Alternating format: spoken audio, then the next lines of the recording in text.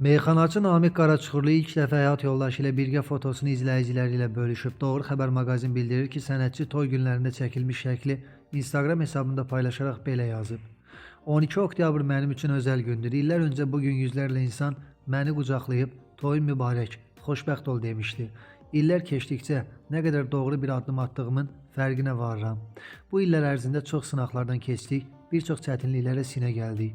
Bu ocağın sönməsi üçün günahdan qorxmayan mərdimazırlar əlindən gələni etdilər. Belə məqamlarda isə əksinə biraz da möhkəmləndik.